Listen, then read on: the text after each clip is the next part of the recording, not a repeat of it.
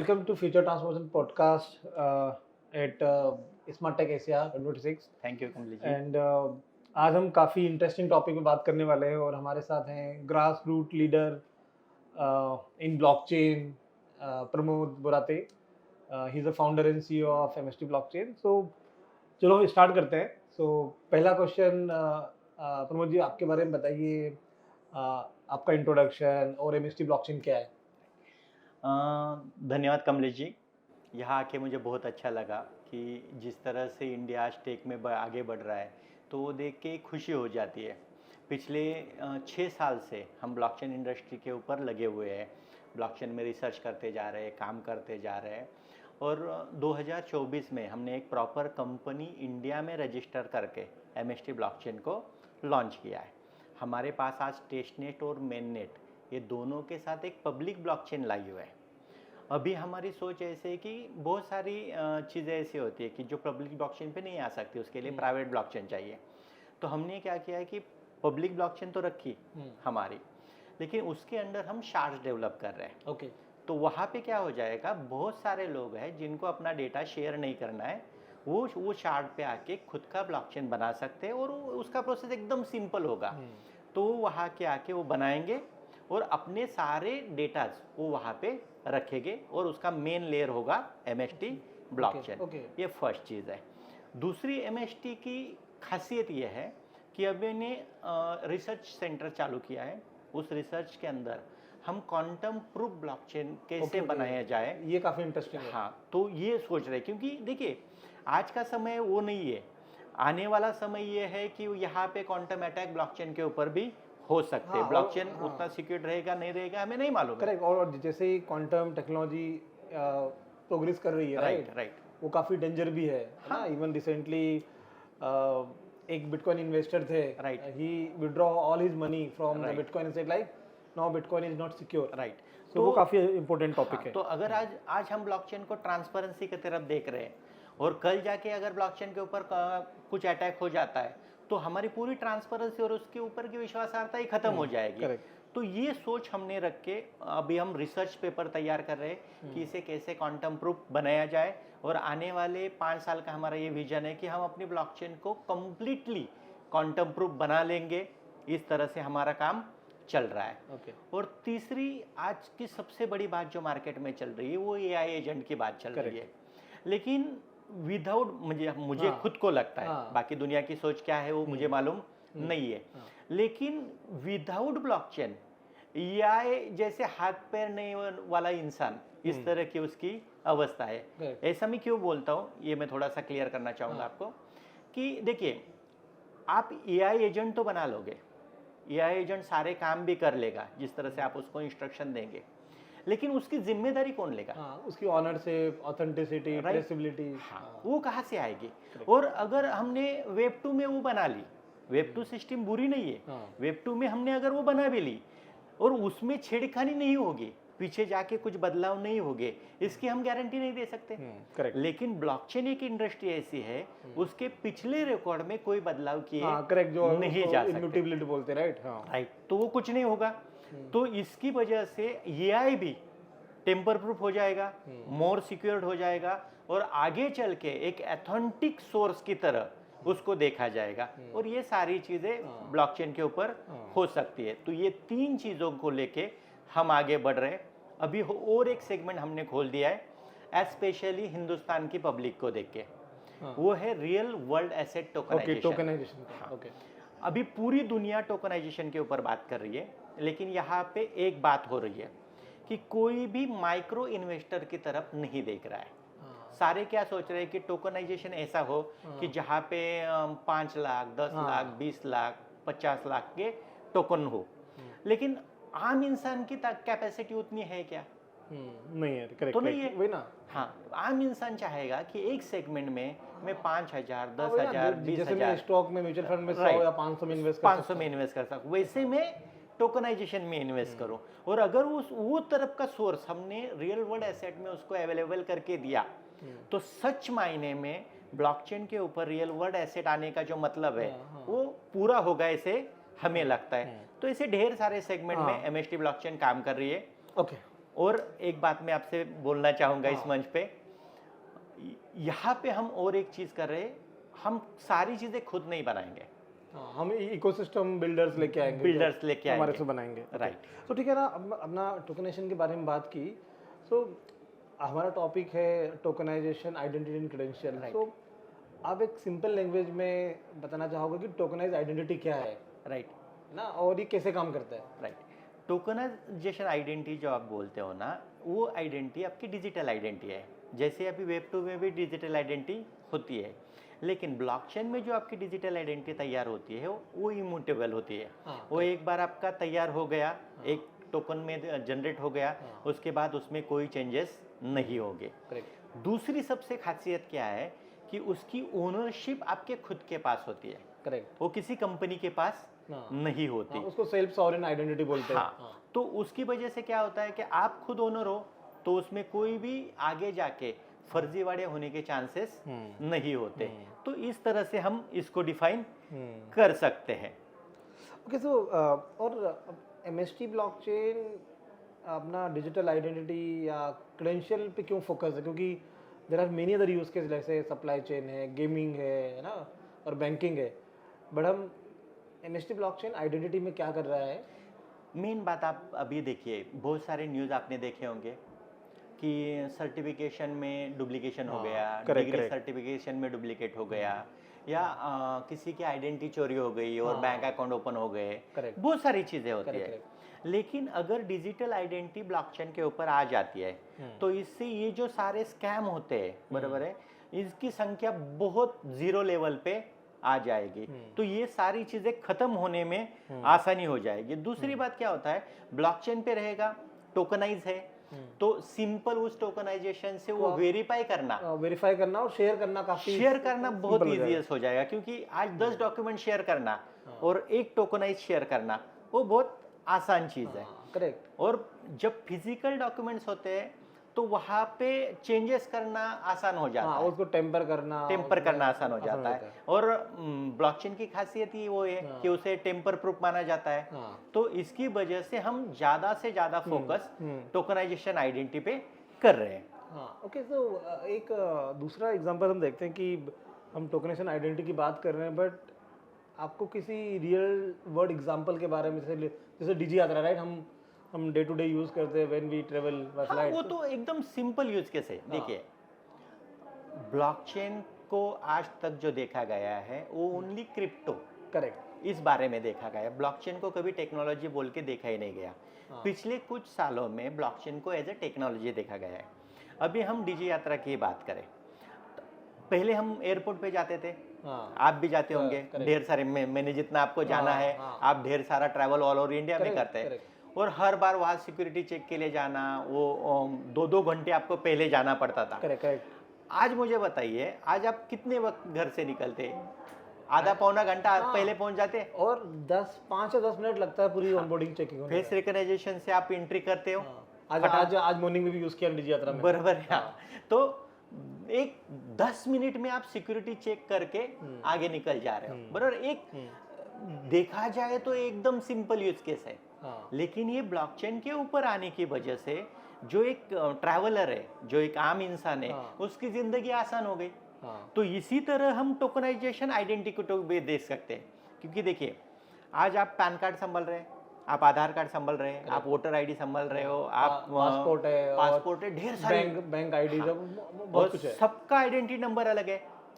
मुझे आप बताइएगा, ये सोच के देखिए, ये सारे डॉक्यूमेंट्स का एक ही नंबर है और वो टोकनाइज है। और वो भी तुम्हारे फोन के कंट्रोल में है, वो आपके कंट्रोल में। आप जब चाहो कि, जैसे कि आपने सुना होगा अभी डीपीडीपी एक्ट भी आया है, राइट, तो कंसेंट मैनेजमेंट हो गया, राइट।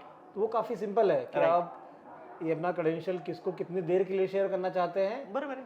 मतलब it will reduce the fraud. जैसे कि अभी हम होटल भी जाते हैं तो वो आधार कार्ड का फोटोकॉपी रखते हैं, राइट। सोचो यदि वो ब्लॉकचेन पे हो और आप उसको सिर्फ जब तक वो होटल चेक इन हो, सिर्फ तब तक उसको एक्सेस हो, हम पर्टिकुलर यूजर्स को पर्टिकुलर एक्सेस दे सकते हैं। उसको बोलते हैं सिलेक्टिव डिस्क्लोजर काइंड ऑफ।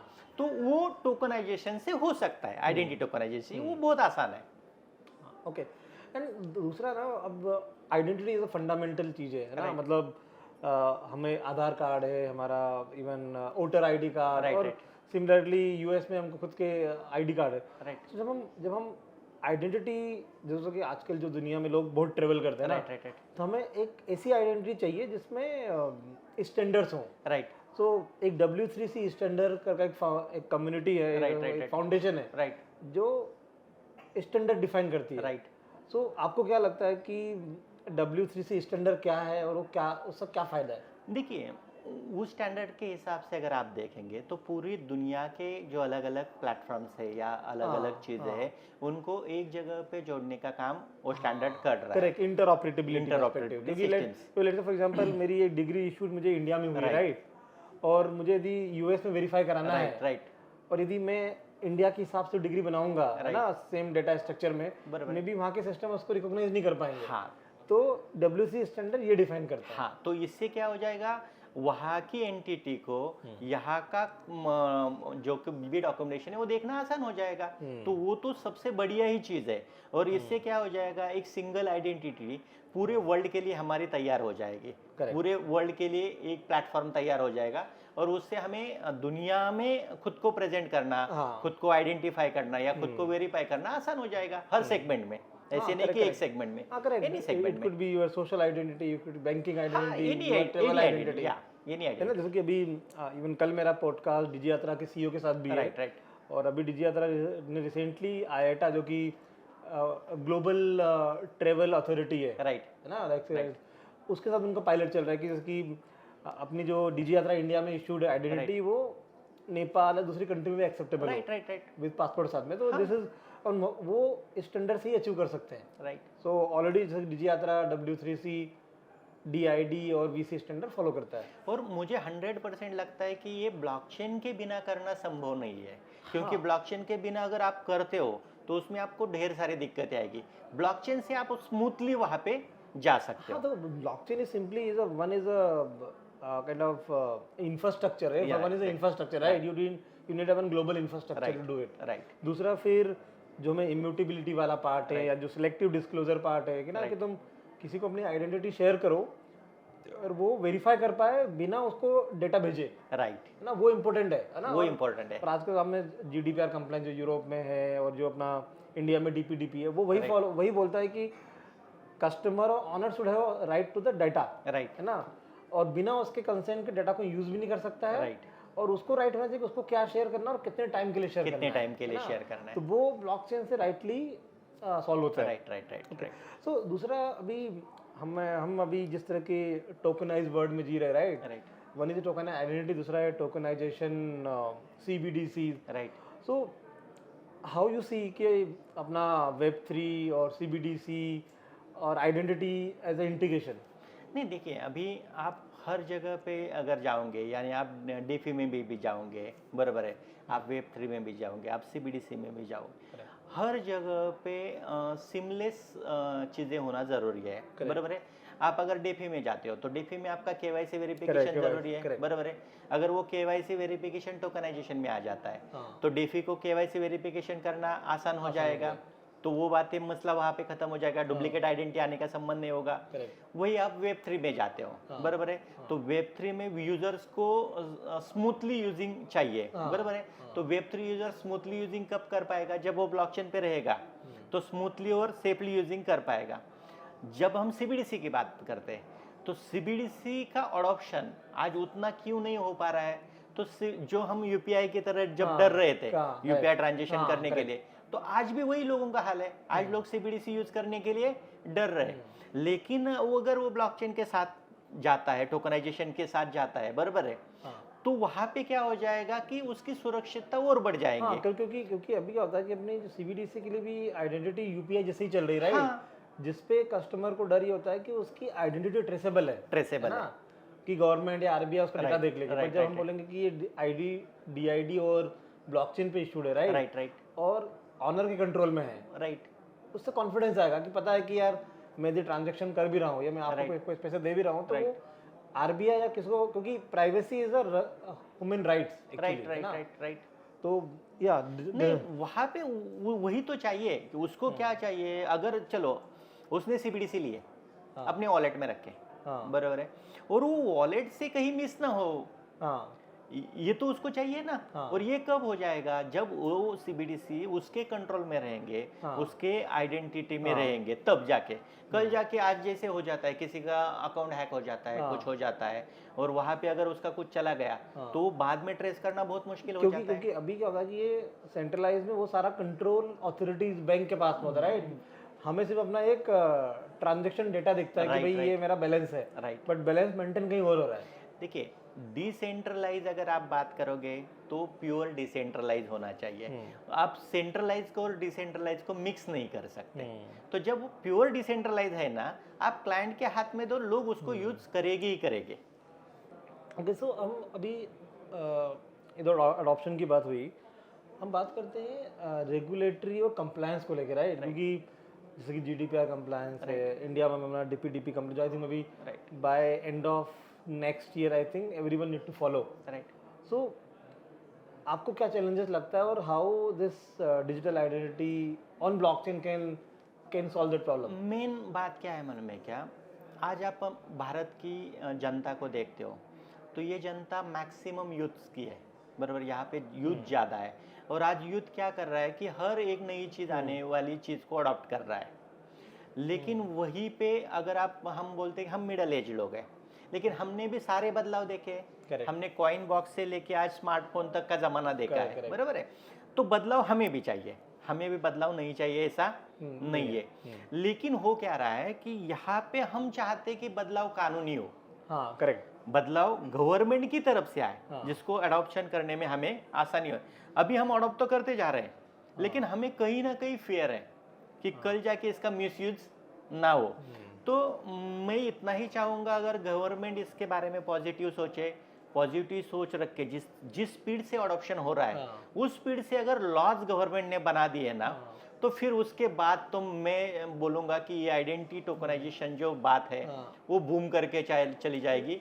हाँ ना, आई थिंक जो आपका पहला पॉइंट था ना, जो स्टार्टिंग में किया था कि सबकी नज़रों में ब्लॉकचेन मतलब क्रिप्टो है, राइट। सबसे पहले वो मिसबिहेविंग को ब्रेक करना है, राइट। कि भाई ब्लॉकचेन है, क्रिप्टो जस्ट यूज केस है। ये मैं पिछले 8-10 सालों से प्रोडक्ट है, एक्सप्लेन करता हूँ, क्रिप्टो जस्ट प्रोडक्ट है, राइट। और blockchain is all about infrastructure, trust on technology, trust on infrastructure, है ना, वो सब चीज़ें हैं। तो गवर्नमेंट को ब्लॉकचेन और क्रिप्टो को अलग तरीके से देखना चाहिए। मेन बात वो इम्पोर्टेंट है। तो आप क्रिप्टो के लॉज को अलग देखो, ब्लॉकचेन के लॉज को अलग देखो, और ब्लॉकचेन को आगे लेके चलो। हाँ, क्रिप्टो के बारे में जो गवर्नमेंट की सोच है उसके बारे में मैं नहीं बोलूंगा, क्योंकि वो डिसीजन बहुत बड़ा है, वो फाइनेंस का डिसीजन है, फाइनेंस है, वो बहुत सारी चीजें है उसमें इन्वॉल्व है, मैं उसके बारे में नहीं बोलूंगा। लेकिन एज अ टेक अगर आप ब्लॉकचेन को देखोगे, और आज जरूरत भी है, आज आप जिस तरह से चीजें देख रहे हो, देखिए एक देश की खुद की आइडेंटिटी होती है, बराबर है। एक देश की खुद की करेंसी होती है, खुद का सब कुछ होता है। अगर हम अपनी हमने भारत में ब्लॉकचेन क्यों तैयार की, वापस एक मुद्दे पे आ जाता हूँ। हम MST ब्लॉकचेन को इंडिया में लॉन्च कर चुके हैं। कल जाके आज बहुत सारी ब्लॉकचेन है जो इंडिया के बाहर से ऑपरेट हो रही है। एक बात सोचिएगा, अगर ऐसा वक्त आ गया कि इंडिया को सारी कंट्रीज ने बैन कर लिया, तो इंडिया के पास खुद का इंफ्रास्ट्रक्चर होना जरूरी है। सारी चीजों में, जैसे हम टोकनाइजेशन आइडेंटिटी की बात कर रहे हैं उस सेगमेंट में, है ना, जैसे हम बात करें कि यूपीआई अपना खुद का है, राइट। तो ऐसा अपना ब्लॉकचेन का भी होना चाहिए, राइट। तो अगर हमने सारे टेक, मुझे ब्लॉकचेन के सारे सेगमेंट्स हमने बना लिए, डेटा सेंटर तो हम बना ही रहे, करेक्ट। तो ब्लॉकचेन अपने पास आ गई, डेटा सेंटर अपने पास आ गया, और सारे Web2 के एप्लीकेशंस हमने ब्लॉकचेन के ऊपर मूव करना स्टार्ट कर लिया और उसको आइडेंटिटी देना स्टार्ट कर लिया। तो फायदा क्या हो जाएगा, कल जाके वर्ल्ड के ऊपर की हमारी जो डिपेंडेंसी है वो डिपेंडेंसी धीरे धीरे कम होते जाएगी। ये क्या 1-2 दिन में नहीं होगा। सॉवरेन ब्लॉकचेन बोलेंगे हम उसको, जैसे अभी हम एआई में सॉवरेन एआई की बात कर रहे हैं, कि हम ओपन एआई पे क्यों डिपेंड है, जेमिनी पे क्यों, जैसे कि सर्वम एआई है या भारत जेन है, राइट। तो ऐसे हमें ब्लॉकचेन में भी अपना खुद की सॉवरेनिटी चाहिए, राइट, 100%। और ये जब हो जाएगी ना, तो हम कल जाके जो हमारे प्रधानमंत्री जी का सपना है आत्मनिर्भर भारत, बराबर है, उस सपने को कहीं ना कहीं हम टच करके जाएंगे। और हमारा एज ए MST ब्लॉकचेन वही मुद्दा है कि हम उस सपने के में कुछ ना कुछ कंट्रीब्यूट करें। हाँ, कर पाए। अब दूसरा बात करते हैं कि डिजिटल आइडेंटिटी एक वाइडर टॉपिक है, राइट? बट उसका कौन कौन सी इंडस्ट्रीज में सबसे ज़्यादा और अच्छा यूज केस है? देखिए आज सबसे पहले हमने जो बात की एजुकेशन की, बराबर है, वहाँ पे अभी बहुत सारे फेक डिग्रीज की न्यूज आई थी, बराबर है, तो वहाँ पे अगर डिग्रियाँ चली जाती है तो एक सबसे बड़ा यूज केसेस है। आज सबसे बड़ा चैलेंज हेल्थ सेंटर में है, हेल्थ केयर में है, बराबर है। अगर आप हेल्थ केयर में देखोगे, हेल्थ केयर में जाओगे तो वहाँ पे भी उसका अडॉप्शन बहुत तेजी से हो सकता है। तो बैंकिंग है, बैंकिंग में केवाईसी बैंकिंग है, वहाँ पे भी उसका अडॉप्शन बहुत तेजी से हो सकता है। और आई थिंक ई गवर्नेंस में बहुत है, वो भी है, क्योंकि तुम्हें सिटीजन को सर्विसेज देनी है, सिटीजन को डेटा का एक्सेस देना है, जैसे कि बहुत सारे स्टेट गवर्नमेंट और सेंट्रल गवर्नमेंट ऑलरेडी कर रही है, राइट। सो हम ना अभी जो आजकल हॉट टॉपिक चल रहा है AI, agentic AI, agentic economy, so आपको क्या लगता है कि ये जो टोकनाइज आइडेंटिटी है और डिजिटल आइडेंटिटी है वो एआई, एजेंटिक इकोनॉमी और एआई को कैसे रिस्पॉन्सिबल और इथिकल बना सकती है? नहीं, देखिए मैंने पहले भी वो बात की आपको। हाँ, करेक्ट, आप बताया था आपने। हाँ, किसी भी चीज की ट्रेसेबिलिटी होना जरूरी है।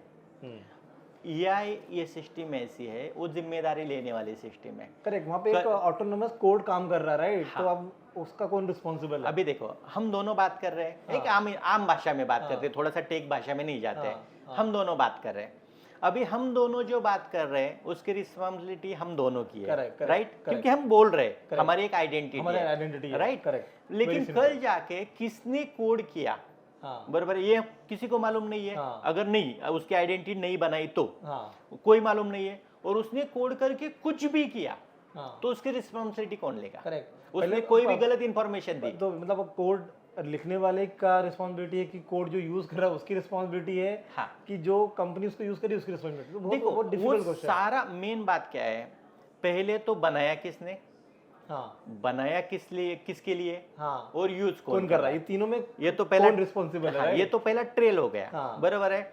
अभी अगर बनाने वाले ने गलत इस्तेमाल किया तो उसकी रिस्पॉन्सिबिलिटी आ गई। अगर बनाने वाले ने ही गलत बनाया, बराबर है कि आपको एक बात चाहिए और मैंने दूसरी बात आपको बना के दी, तो फिर मेरी रिस्पॉन्सिबिलिटी आ गई। तो ये सारा आइडेंटिटी वजह से सॉल्व हो जाएगा। करेक्ट। और जैसे कि अभी मैंने आपका एक वीडियो देखा था जहाँ पे वो एआई जनरेटेड वीडियो था, राइट। वो बहुत बड़ा एक इशू है, डीप फेक वाला एक्चुअली, कि आपने बहुत सारे सेलिब्रिटीज की वीडियोस देखे होंगे जो पता नहीं चलेगा कि वो एक्चुअली की एआई है। वही तो वहाँ पे ब्लॉकचेन काफी अच्छे से हेल्प कर सकता है। वही तो बात है कि जब भी ऐसी कुछ चीजें आएंगी उनको वेरीफाई कौन करेगा, और वेरीफाई करने का सोर्स ऐसे हो जिसमें कोई बदलाव ना किया जाए। करेक्ट, वो सबसे मेन बात है ब्लॉकचेन की, जो मुझे भाग गई ना, वो सबसे बड़ी बात वो ही है कि कोई जाके पीछे जाके रिकॉर्ड चेंज नहीं कर सकता, पर वो अगर नहीं होता है तो बात ही खत्म हो गई ना। करेक्ट ना। और अब जितने भी एआई रिस्पॉन्सिबल और एथिकल एआई के आप फ्रेमवर्क देखोगे या गवर्नमेंट के रेगुलेशन देखोगे, इवन जैसे कि आरबीआई का फ्री फ्रेमवर्क वो भी वही बोलता है कि यूर एआई एजेंट और AI workflow should be traceable, auditable and provable, right, है ना? और ऐसे बहुत सारे प्रोजेक्ट्स हैं, राइट। जैसे कि मैं कुछ प्रोजेक्ट कर रहा हूँ आईआईटी मद्रास में, जहाँ पे हम लोग रिस्पॉन्सिबल एआई की बात कर रहे हैं, या फिर अभी जो अब हम डिफेक्ट वीडियो की बात कर रहे थे, कल ही एक मीटिंग में हम लोग थे जहाँ पे हम बात कर रहे थे कि ब्लॉकचेन से कैसे हम जो वीडियो कंटेंट देख रहे हैं, जो इमेज देख रहे हैं, वो वेरीफाई कर पाए कि ये वीडियो मेरे फोन से क्लिक हुआ है, और मैंने ही बनाया है, न कि किसी ने एआई से बनाया है। बहुत सारी चीजें बना सकते हैं। इवन देखिए अभी बहुत सारे ऑडिट फर्म होते हैं, आपने देखा होगा, या मैं भी इधर देखता हूँ, वो नीचे है ना एक लाइन डाल देते हैं कि एज पर हमारे नॉलेज हमने वो ऑडिट किया है, बराबर है, बाकी जो भी कोई जिम्मेदारी है वो बनाने वाले की है। तो ब्लॉकचेन में ऐसे नहीं होगा। ब्लॉकचेन में उस बंदे को वो जो सोर्स कोड है वो प्रॉपर चेक करके अपनी राय ही देनी पड़ेगी, और वो लॉ बनाना पड़ेगा। कोई भाग नहीं सकता। तू ऑडिट फर्म है, तू ऑडिट कर और उसको ब्लॉकचेन के ऊपर पुश कर, तभी जाके है ना हम ये जो टोकनाइजेशन की बात कर रहे, एआई के टोकनाइजेशन आइडेंटिटी की बात कर रहे, तभी जाके ये फुल प्रूफ हो सकेगा। और ब्लॉकचेन के ऊपर एक बार उसने वो रिपोर्ट सबमिट कर लिया, उसका भी एक टोकन बन गया, बाद में वो चेंज नहीं कर पाएगा और अपनी रिस्पॉन्सिबिलिटी से पीछे हट नहीं पाएगा, तो वो एथेंटिक हो जाएगा।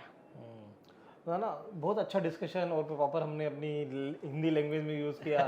तो नहीं, मैं हमेशा हिंदी में बात करना क्यों चाहता हूँ। और आई थिंक वो होना भी चाहिए, क्योंकि ना हिंदी हमारी नेशनल लैंग्वेज नहीं है, राइट। मैं प्राउड करता हूँ, देखो हाँ। मैं जब भी बाहर देश घूमता हूँ, बरोबर है, हाँ। मैं देखता हूँ कि बहुत सारे देश उनको इंग्लिश आती है, हाँ, पर वहाँ वो के भी लोगों उनके के, local, जैसे वो जर्मनी हो गया, लोकल जर्मनी, भाषा में बात जापान। करते। हाँ, इवन वो क्या करते हैं मालूम है, आपके मोबाइल में ट्रांसलेटर दे देंगे। हाँ। और एक काम करेंगे, बोले यहाँ पे आप बोलो, हाँ। हम अपनी भाषा में सुनेंगे, बरोबर है। हाँ। तो हर एक बंदा अपनी भाषा का गर्व करता है, हर एक देश अपनी भाषा का गर्व करता है, और हम हिंदुस्तान में रह के अगर हिंदी में बात नहीं करेंगे तो कैसे चलेगा।